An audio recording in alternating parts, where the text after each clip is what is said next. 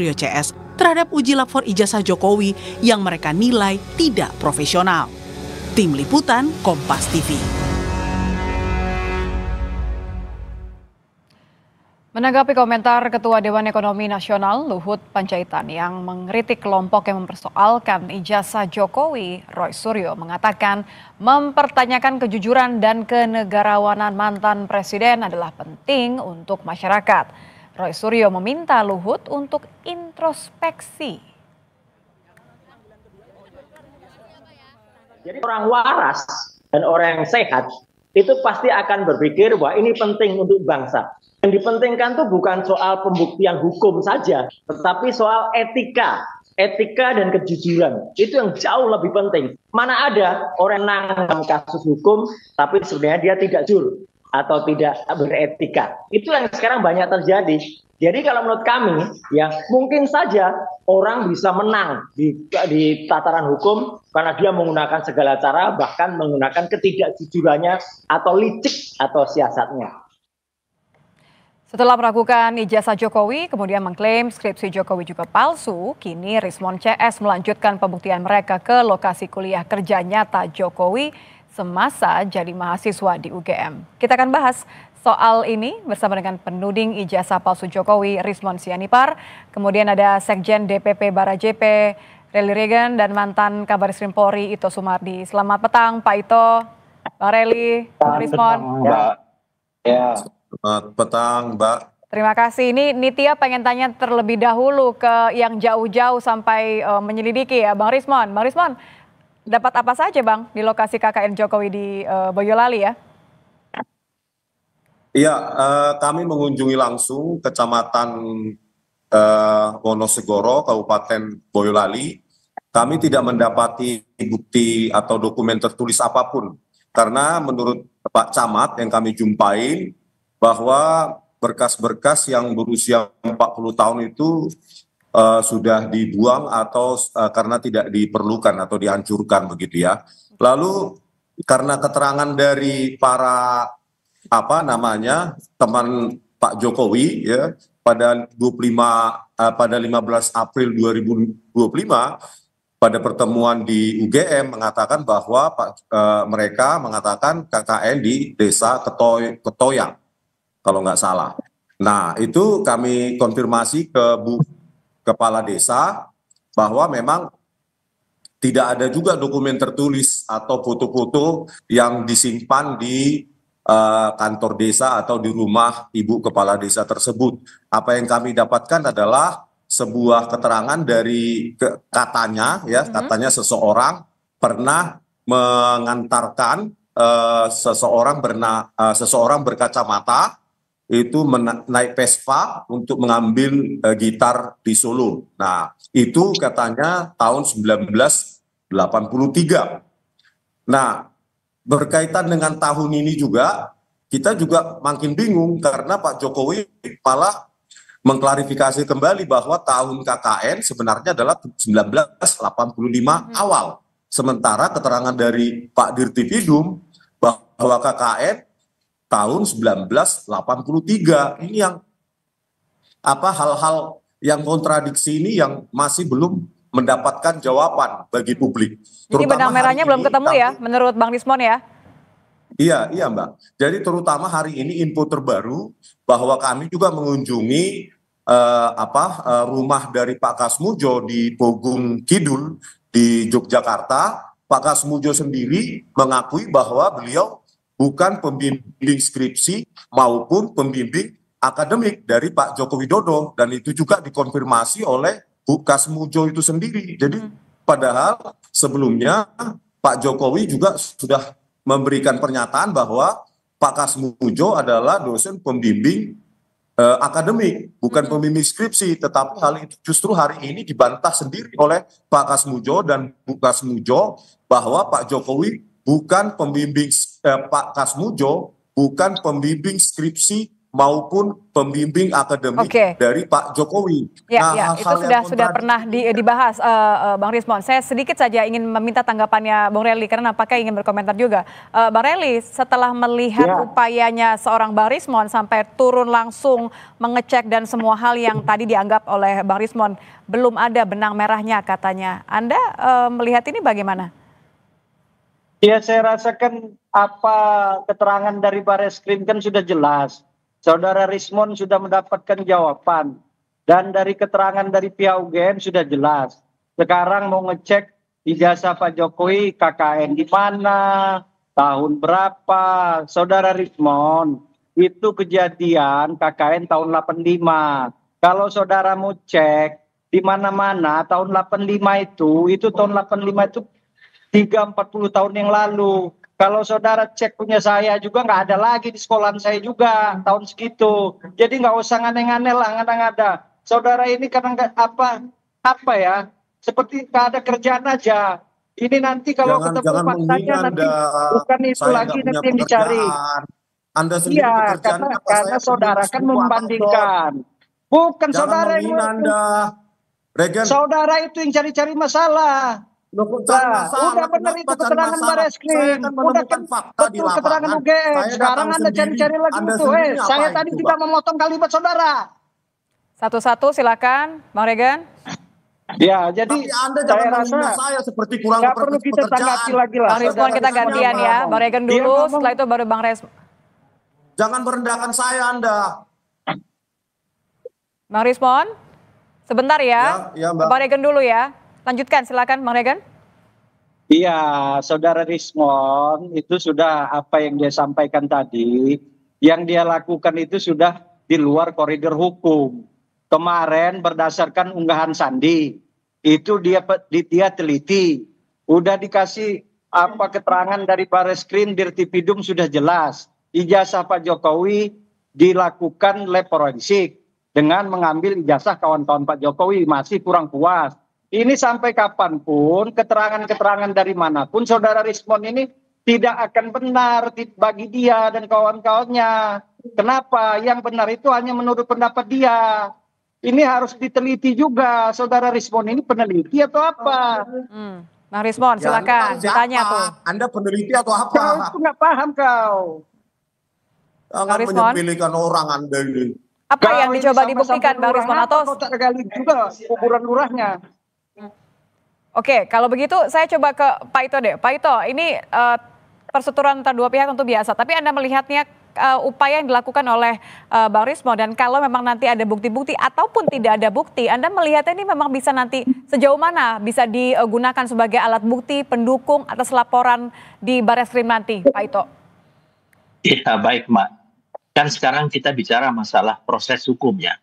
Saya bicara sebagai seorang mantan penyidik ya, dan juga proses yang dilaksanakan di Barreskrim. Kita kan di sini adalah menerima laporan untuk mencari kebenaran.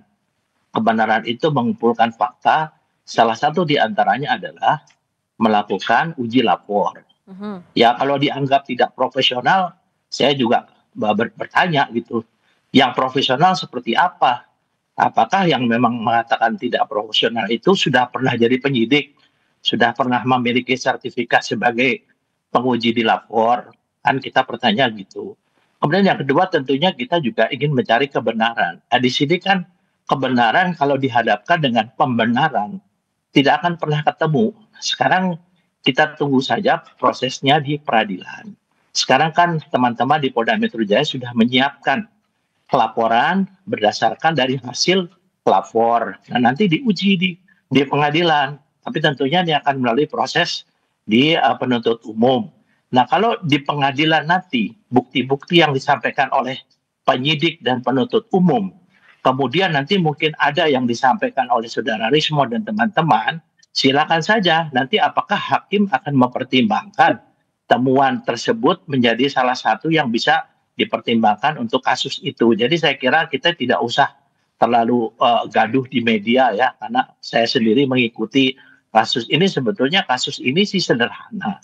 Kalau menurut saya kan ijazah Pak Jokowi itu kan produk dari kelembagaan. lembaganya adalah UGM. UGM mengatakan itu asli. Nah sekarang kenapa kok si pemilik ijazah itu yang dikejar-kejar terus kan? Kalau memang ada proses itu tanyakan, kan itu proses itu kan masuk ke lembaga sehingga lembaga itu mengeluarkan produknya itu ijazah. Nah saya kira mungkin di sini saya juga tidak begitu paham ya mengapa sampai hal ini berlarut-larut ya. Kemudian menurut saya kita tunggu sajalah diuji di pengadilan fakta-fakta ya, fakta-fakta yang ditemukan oleh penyidik dengan mungkin fakta-fakta yang menurut ya pihak saudara Rismon dan saudara CS itu adalah yang bisa memperkuat mereka dan nanti hakim yang memutuskan. Ya, semua harus berdasarkan fakta dan tentu menimbulkan reaksi ya. Saya masih ingin berbincang, ingin membahas mengenai hal ini, termasuk juga terkait dengan respon dari Bang Regan karena Pak Jokowi ini mengucapkan beberapa kata nih, ampun begitu ya. Tapi usai jeda, tetap bersama kami di Kompas Petang.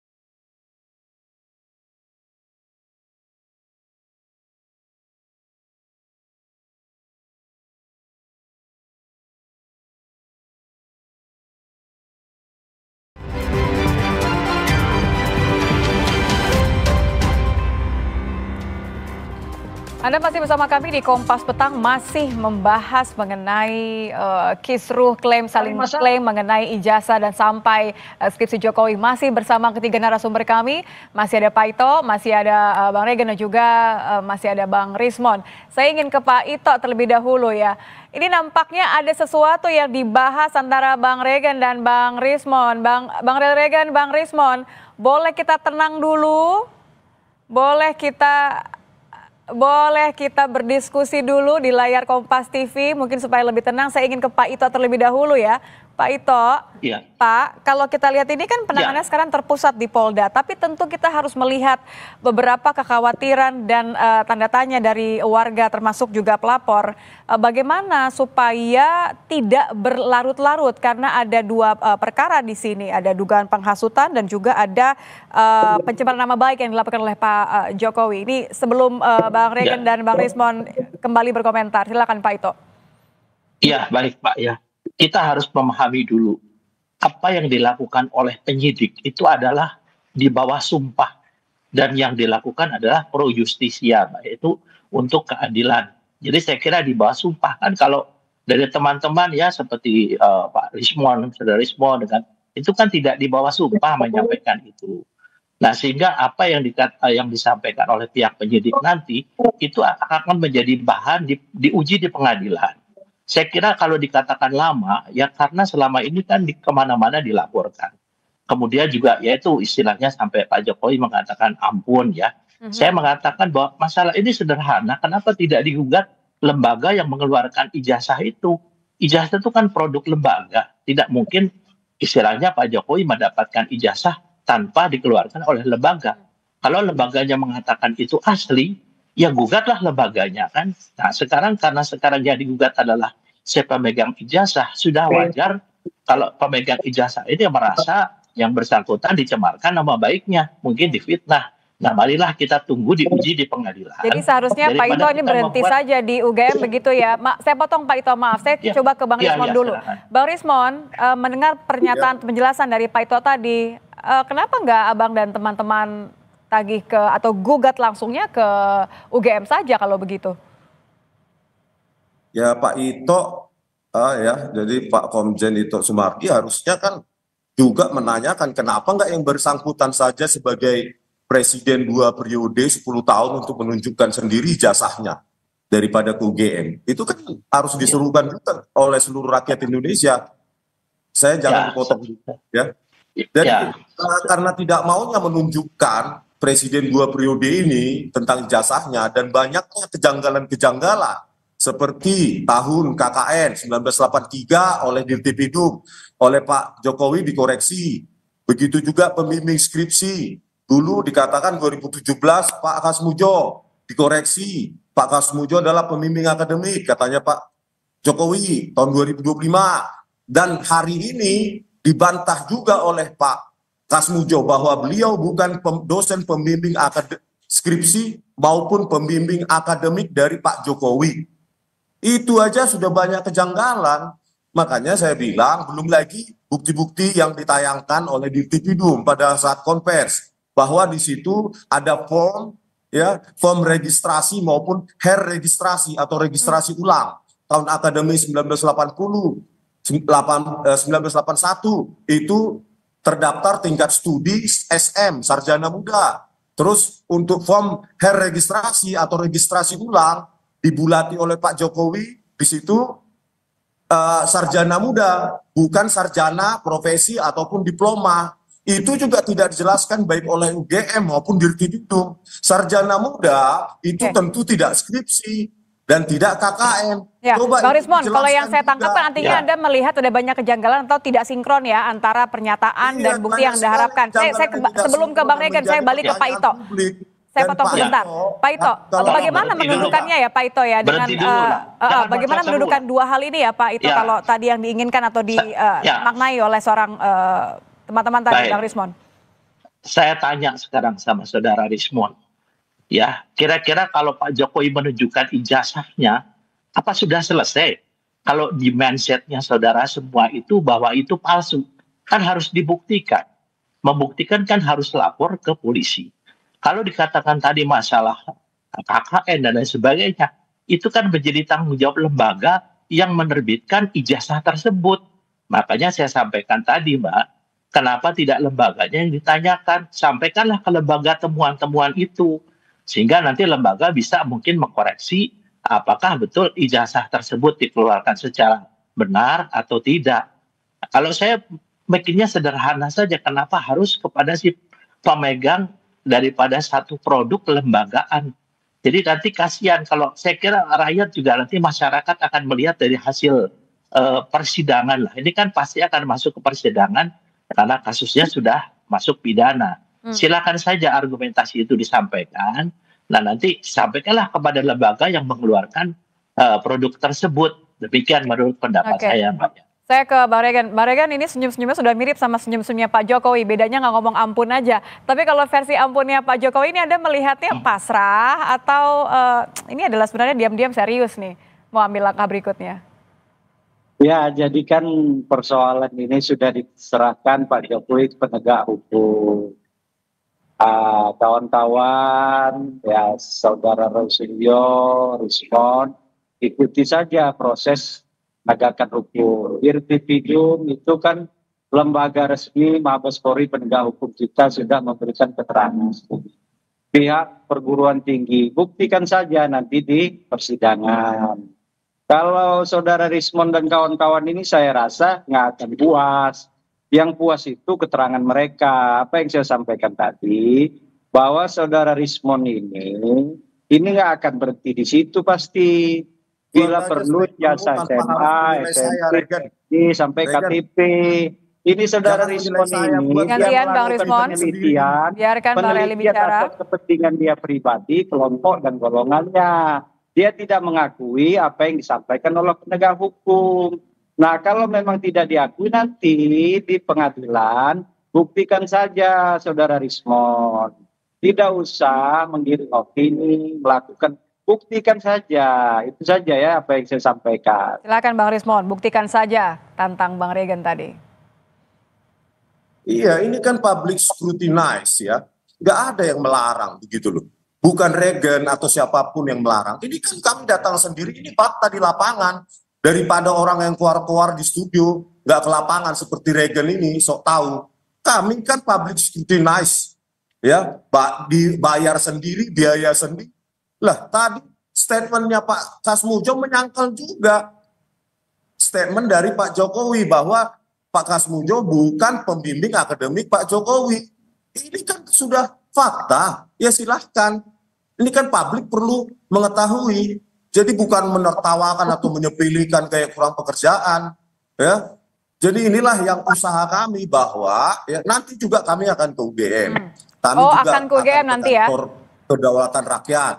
Untuk melihat apakah bahasa Jawa puasa atau pasa untuk 18 Juli, ya tanggal 18 Juli 1950. Kalau tidak benar bagaimana? Kan begitu. Oke. Jadi public scrutinization. Dan ini kami bayar sendiri. Dan kami berusaha gitu loh, turun ke lapangan. Kalau dibilang Pak Ito bahwa kita percaya saja kepada Barreskrim, bagaimana kasus Joshua, Huta Barat? Ya, kita jangan melebar ya Bang ya, kita jangan melebar. Saya terakhir ke Pak Ito deh kalau begitu. Pak Ito, ya terima kasih Pak Rismon. Saya terakhir ke Pak Ito. Pak Ito, tentu saya kembali ke pertanyaan sebelumnya tadi. Bagaimana Polda harus menyikapi bahwa ada dua perkara yang berbeda, pencemaran nama baik dan juga ada dugaan penghasutan. Ini bagaimana supaya tidak dianggap bertele-tele? Ya, menurut saya Mbak, sekarang yang dilakukan oleh teman-teman di Polda Metro Jaya itu adalah sudah betul-betul sesuai dengan prosedur ya. Jadi kalau dikatakan tadi di masalah kasus-kasus lain, sayalah yang membongkar kasus Joshua supaya Saudara Rismon tahu ya, saya yang membongkar sampai kasus itu terbuka. Ya, jadi saya kira polisi juga tentunya juga kan sekarang sudah dikawal dengan Kompolnas sebagai pengawas eksternal. Jadi percayakan saja. Kalau memang tadi yang ditemukan tadi, Pak, ya silahkan sampaikan ke UGM.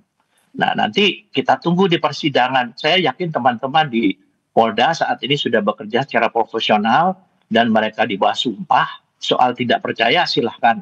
Nanti masyarakat akan melihat daripada hasil persidangan. Itu saja dari saya, Mbak Nitya. Terima kasih Pak Ito. Terima kasih Bung Reli Regan. Terima kasih juga Bung Rismon sudah bergabung bersama kami di Kompas Petang. Selamat petang Bapak-Bapak. Ya. Kita kembali ke informasi lainnya di Kompas Petang, saudara, di antaranya informasi lainnya di Kompas Petang mengenai papan reklame sebuah restoran di Jalan Pesanggerahan Kembangan, Jakarta Barat yang roboh dan menimpa sepeda motor yang terparkir.